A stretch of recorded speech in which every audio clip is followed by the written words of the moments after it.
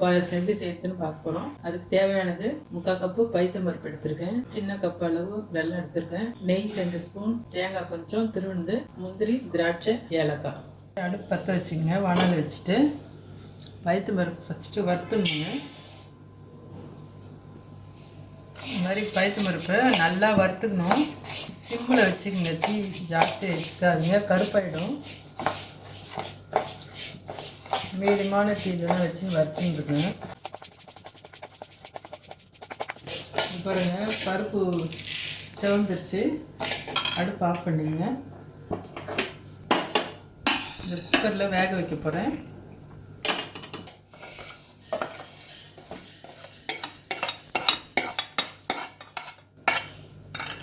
தண்ணி வந்து 1.5 மடங்கு விடுங்க. தண்ணி ஊற்றுங்க. அந்த கப்பில் 3 கப்பு ஊற்றுங்க. கொஞ்சோண்டு சால்ட்டு போடுறேங்க, டேஸ்ட்டுக்காக வேண்டி. கொஞ்சம் போட்டால் தான் எப்போவுமே பாயாசத்துக்கு நல்லாயிருக்கும். பற்ற வச்சுக்கிறேன்.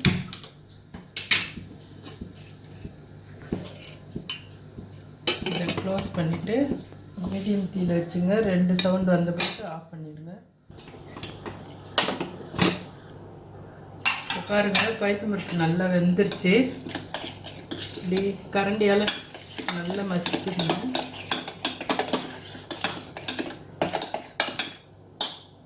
தண்ணியில் வெல்லத்தை கொஞ்சம் போட்டுருங்க.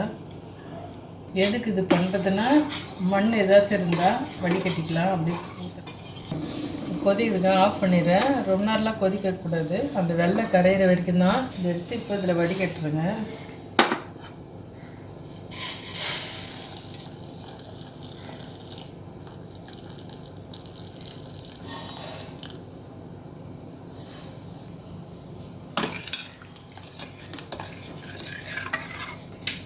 அடுப்பு பற்ற வச்சுக்கணும். நல்லா கொதிக்கணும். இதிலே வந்து சின்ன பருப்பு பைத்தம் பருப்பு பெருசாக இருக்குது. சின்னதுன்னா 2 சவுண்டு, பெரியதுன்னா 3 சவுண்டு விடுங்க. நல்லா இழஞ்சி வந்துடும். ரொம்ப குழக்குழன்னு ஆகக்கூடாது. இது மாதிரி இருக்கணும். அது நல்லாயிருக்கும் பாயாசத்துக்கு. இப்போது நம்ம நெய்யில் தாளிச்சிக்கலாம். நான் 2 ஸ்பூன் நெய் எடுத்து வச்சேன், அதை போட்டுக்கிறேன். நெய் காஞ்சிச்சிங்க. முந்திரி போடுறேன். முந்திரி, திராட்சை போட்டுருங்க.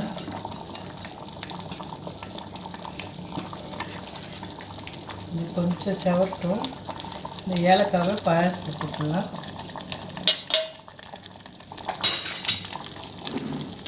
நம்ம துருவி வச்சுருந்தீங்களா, அது இதில் போட்டுடலாம். தேங்காய்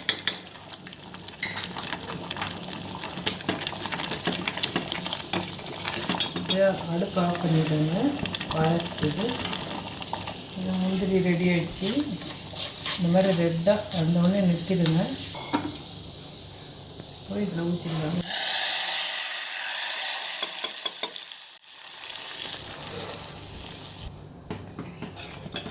பாருங்கள், ரெடி ஆகிடுச்சு பாயாசம்.